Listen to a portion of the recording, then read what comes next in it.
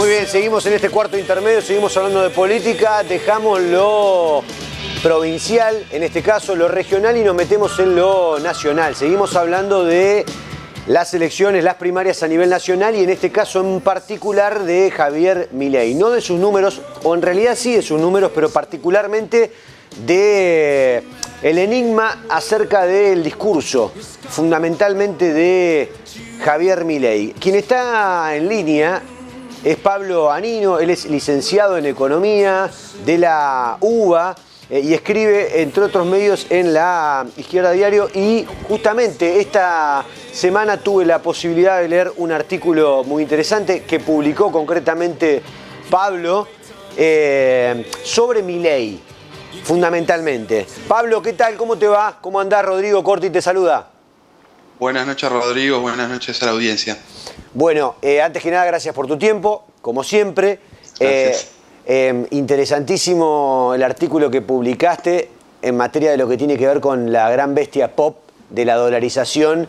Ahora, lo primero que te quiero preguntar en base al artículo es si llegaste a alguna conclusión concretamente. Yo sé que es difícil llegar a conclusiones sobre todo esto que viene ocurriendo, ¿no? Pero si llegaste a alguna conclusión a la pregunta de cómo un Javier Milei logró la adhesión que logró en sectores pobres de la población con discursos como, por ejemplo, el de que la justicia social le parece una aberración. ¿Qué lees ahí? Sí, yo creo que ahí hay dos cosas importantes. Uno, pensar qué es lo que propone Javier Milei, pero fundamentalmente por qué llega a tener adhesiones, digamos, transversales en todos los sectores sociales, aun cuando tiene un discurso contra la justicia social, que a priori uno podría pensar que es algo valorado, y sobre todo por los sectores más oprimidos, explotados de la sociedad. Creo que hay que explorar la situación, claramente la situación social. Mi conclusión es que hay que ir ahí para ver por qué cala hondo un discurso como el de Milei.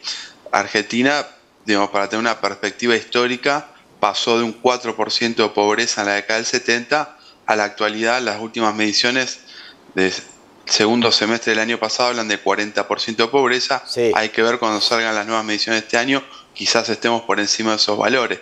Hay un aumento de la desigualdad medida en la relación entre capital y trabajo que mide el INDEC en los últimos años, muy notoria. O sea, la crisis que estamos transitando es una crisis que se transita en un periodo de crecimiento. Ahora la economía está entrando en recesión, pero los últimos 2 años, 2021, 2022, fueron de crecimiento económico muy fuerte.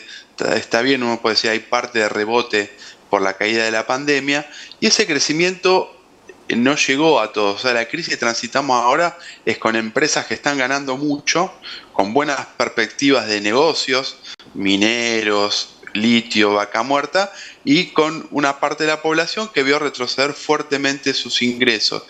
La clase trabajadora en el reparto de la torta perdió 8 puntos porcentuales, pasó en el 2016 de tener un 51,8 de la torta de la riqueza que se produce en el país, a estar en el año 22 en el 43,8. La contraparte de eso es un aumento extraordinario que hubo de las ganancias empresarias. El centro Cifra, que es un centro vinculado a la CTA, de los trabajadores, el año pasado estimó en 70.000 millones de dólares la transferencia que hubo desde la clase trabajadora a la clase empresaria, la clase capitalista, entre 2016 y 2021, y gran parte de esa transferencia no fue durante el gobierno de Juntos por el Cambio, fue durante el actual gobierno. Es decir, que estamos en una situación social, Pablo, muy grave.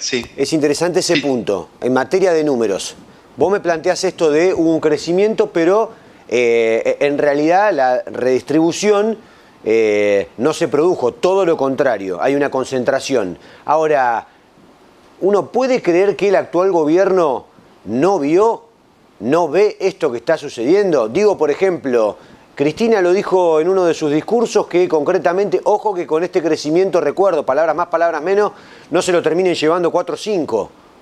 Digo, ¿puede el gobierno actual decir, del cual forma parte Cristina Fernández de Kirchner, decir, ¿No lo vimos a esto? No, yo creo que el gobierno lo vio y tomó decisiones favorables a que esto ocurra, digamos. La retracción, recordemos, Alberto que dijo, vamos a llenar la heladera, Sí. vuelve el asado, yo le voy a devolver a los jubilados lo que le sacó Macri y voy a recuperar el salario, lo que perdieron con Macri. No ocurrió ninguna de esas cosas y las condiciones de crecimiento permitían que eso ocurra. Por ejemplo, se recupere los 24 puntos de poder de compra que perdió el salario durante el gobierno de Macri, o 22, 20.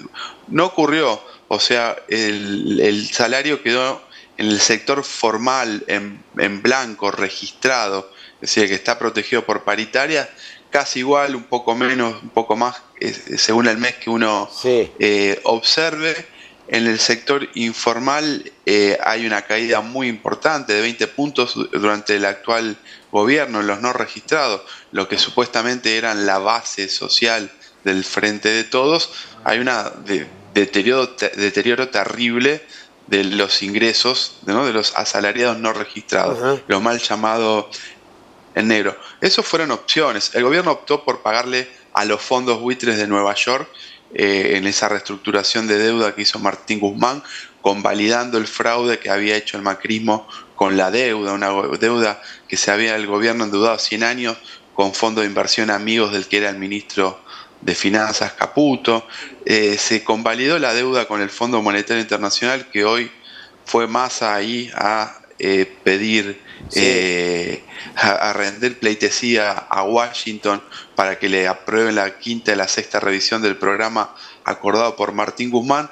Ese préstamo del Fondo Monetario Internacional no solo fue el préstamo más grande de la historia, sino que se dilapidó en fuga de capitales, se fue todo al exterior. O sea, el costo, la deuda quedó a cargo del pueblo trabajador de Claro. Argentina, pero se lo fugaron 100, 200 empresarios a paraísos fiscales. Se le llevaron los dólares del Banco Central, se los sacaron de la mano. ¿Es el Entonces el robo, gobierno, es el robo de guante blanco más importante de la historia?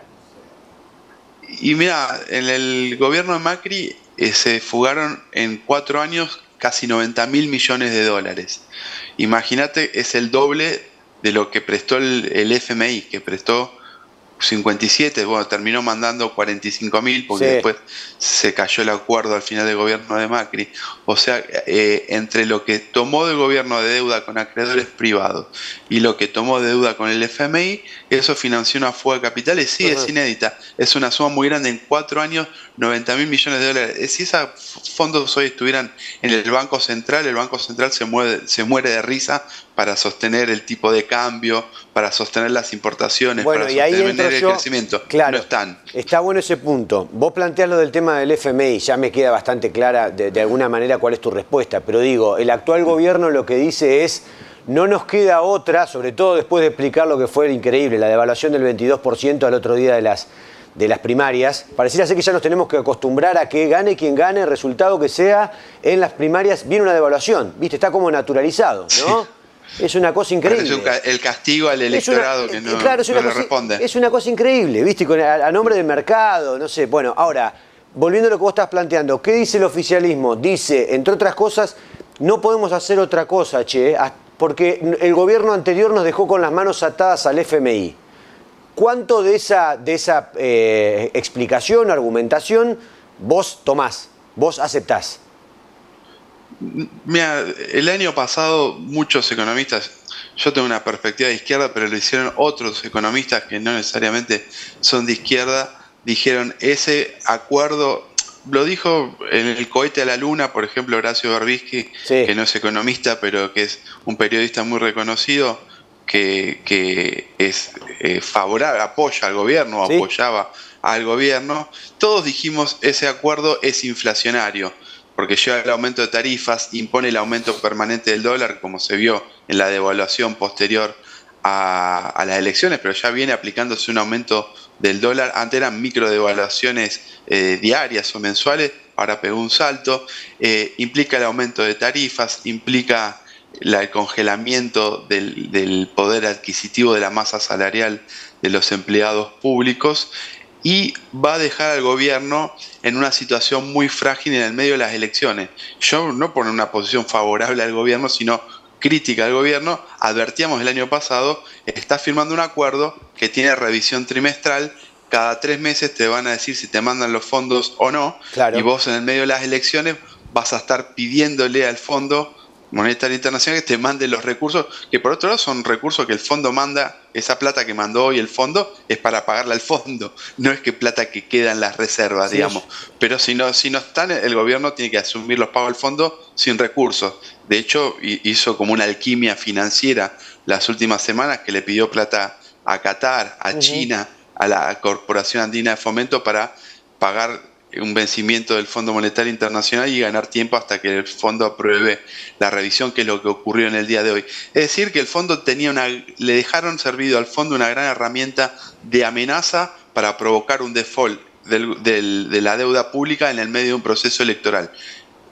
Hubo muchos que lo dijimos el año pasado, el gobierno hizo oído sordo, pero había otras alternativas. Se podía decir, esta deuda se interrumpen los pagos, se investiga, y yo creo que eso conduciría, desde mi perspectiva, a un desconocimiento soberano de la deuda. Hay que confiar en la posibilidad ¿Pero de estamos la a movilización. tiempo? ¿Se puede? Yo creo que estamos a tiempo porque se hace cada vez más agudo, se está notando cada vez más a lo que nos está llevando el Fondo Monetario Internacional. El Ujú. Fondo Monetario Internacional a principio de año le pidió, no hay pruebas, pero tampoco dudas, a Alberto Fernández que renuncie a la candidatura presidencial. Yo creo que no tenía ninguna alternativa, aunque se presente, pero hay muchos trascendidos que indican que eso ocurrió. Le pidió la renuncia a Massa la semana pasada. Massa dicen que resistió y no quiso presentar la renuncia. Es decir, que pone los candidatos, exige la renuncia, pone los ministros, bueno, maneja la economía nacional y para eso, enfrentar eso, que es un poder fuerte del principal país imperialista, es Estados Ujú. Unidos, hay que anteponerle la movilización popular, un planteo de desconocimiento soberano de la deuda y apoyarse en buscar solidaridades y una Ujú. lucha común con otros pueblos de Latinoamérica, porque el mismo problema que tiene Argentina con el fondo lo tiene Ecuador, que es el gran ejemplo de dolarización que plantea Milei, está sometido también a las revisiones permanentes del fondo y a una crisis que no se termina nunca. Pablo, Perú, bueno, sí. sí, no, me interesa lo de Ecuador. Tuvo elecciones hace poquito, pero el tema es acá la cuestión de la dolarización. Y vos en tu artículo hablás de Milei como la gran bestia pop de la dolarización. Y me pareció interesante, entre otras cosas, aquello de ¿por qué vos considerás que es imposible llevar a cabo una dolarización? O si querés te lo invierto, ¿por qué consideran muchos economistas que no es más que un show de espejitos de colores esta y otras medidas económicas que plantea Milei para salir de la situación en la que estamos? Hay un primer problema que es entre comillas técnico, pero tiene un aspecto técnico, que es decir, ¿a qué tipo de cambio se lleva adelante una dolarización? Hoy en Argentina hay muchísimos pesos en circulación y hay pocos dólares en el Banco Central. De hecho, las reservas están en terreno negativo, lo que se llama reservas netas, que es una medición técnica que se hace de las reservas. Bueno, llevar adelante esa dolarización casi sin reserva, con reservas netas negativas y con la enorme cantidad de billones de pesos que hay en circulación, hace meses atrás, cuando las reservas netas están en terreno positivo, algunas fundaciones, consultoras estimaban entre 2.000 y 10.000 el tipo de cambio de la dolarización. Hoy que la reserva está en terreno neto, casi no hay cálculo económico posible para hacer, pero si se llevara adelante una dolarización, estaríamos por lo menos en los 10.000 pesos. Imagínate que hoy el tipo de cambio oficial está en 350, el mayorista.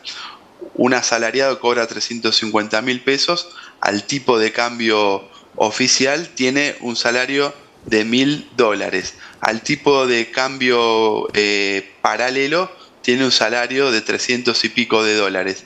Si el dólar se va a 10.000 en el medio de una dolarización, su salario actual medio en dólares, que según el tipo de cambio puede ser de 1.000 o de 400 y pico de dólares, se va a reducir a 35 dólares. Es decir, va a tener una devaluación enorme del poder de compra del salario, sería en ese caso más del 90%. Entonces no hay reservas posibles que permitan llevar adelante una dolarización que mantenga el tipo de cambio actual. Entonces la dolarización es muy atractiva porque evidentemente Argentina tiene un problema serio con la inflación, que come el salario como planteé antes, que la devaluación que hizo Massa al día posterior a las elecciones hace mucho más entendible a la gente, al pueblo trabajador, al asalariado, la necesidad de un cambio de régimen monetario, pero ese cambio de régimen monetario creo yo que no debe ser la dolarización porque sería dilapidar y elevar la crisis social que Argentina ya tiene a niveles inéditos, ni que decir que si uno analiza todo el esquema financiero que plantean economistas como Emilio Campo, que es como el ingeniero que presentó, sí, en estos días, tal cual. Y que escribió un libro sobre la dolarización y que es el que toma como referente Milei, plantea una ingeniería financiera para la dolarización tal que tiene que quedarse con los fondos de los jubilados, del FGS, Fondo de Garantía de Sustentabilidad de la ANSES, ¿no? Que son fondos de los jubilados. Lo plantea abiertamente, dice, tengo que hacer un fondo de estabilidad que tome los fondos de los jubilados, se los saque de los jubilados y los ponga en función de una estabilización monetaria. Implicaría un endeudamiento de Argentina en una escala superior a la actual y es prácticamente una privatización de la política monetaria porque entrega él lo dice, a Fondo de Inversión Extranjero el control del Fondo de Estabilización Monetaria y eso pondría en peligro, y esto es muy importante, los ahorros de los pequeños ahorristas, los ahorros que hoy están en los bancos en plazos fijos, que están encajados, están vinculados a una letra que se llama LELIQ, que es una deuda que tiene el Banco Central con los bancos. Si el Banco Central, como dice Ocampo, esas LELIQ las va a reemplazar por un bono, por otro tipo de activo, es decir, la gente que tiene en el banco hoy $1.000.000 de pesos no va a tener $1.000.000, ni $1.000, ni $500. Le van a dar papelitos. Argentina tiene una larga experiencia de robarle los ahorros a los ahorristas, al pequeño ahorrista y de darle papelito, como el plan Bones en el 89, que de hecho fue el preludio de la convertibilidad de Cavallo, que fue una suerte de semidolarización de la economía argentina. Tenemos el corralito, que fue el evento final de la convertibilidad, donde también le expropian los recursos al pequeño ahorrista, y yo creo que una dolarización, de vuelta, no hay pruebas pero no hay dudas, que llevaría a una situación muy similar a esa para el pequeño ahorrista. Pablo, cierro con esto, con el eje con el que arrancamos, el discurso, sobre todo, de Milei. Ayer escuchaba con Novarecio una entrevista que le hacía Mayra Arena y ella, entre otras preguntas, digamos, que se hacía acerca concretamente de esto, lo que ella planteó es que cree que, hablando de por qué ha llegado a ciertos sectores que con su mensaje y sus políticas y lo que anuncia, uno esperaría que no llegue. Lo que ella dice es que encuentran en Milei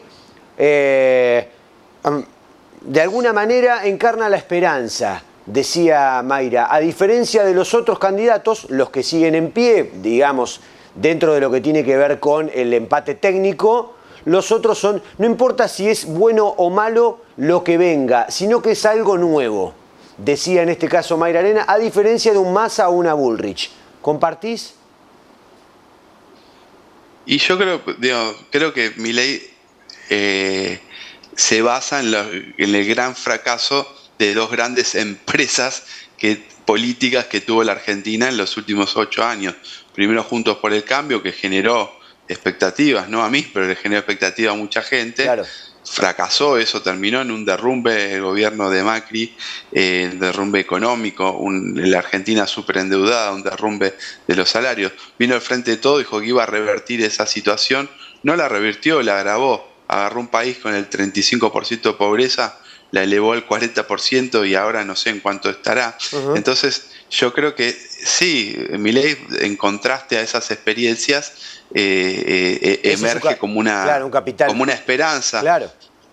Después hay que ver quién lo construyó a Milei. Hay una construcción mediática, hay que ver la mano del empresario Urnequian de la Corporación América, que tiene las líneas de relacionamiento empresarial, lo llevan al propio Grupo América, que le dio mucho espacio televisivo, que es el mismo grupo que respalda al ministro candidato, a Sergio Massa, ¿no? Porque el Grupo América tiene otra pata, que es Vila Manzano, claro, los dueños de la empresa de electricidad Edenor, que bueno, no sé, en el Gran Buenos Aires conocida y odiada, no sé, en Santa Fe. Los pies entonces, en cada plato se le llama eso. Claro, entonces hay una construcción mediática, construyeron al Frankenstein y ahora se preguntan por qué hay un monstruo que quiere llevar adelante estas políticas. Yo igual creo que si se analiza el electorado, hay estudios que han salido recientemente, no es todo un electorado que comparte todos los aspectos reaccionarios del punto de vista ideológico y económico que plantea Milei, sino que ven algo distinto a lo que ya experimentaron en carne propia, experimentaron en sus bolsillos, en sus condiciones de vida. Pero bueno, que esa sea la realidad sobre lo que opera Milei no significa que no haya que explicar muy profundamente y combatirlo profundamente, porque realmente sería un avance reaccionario un gobierno de Milei.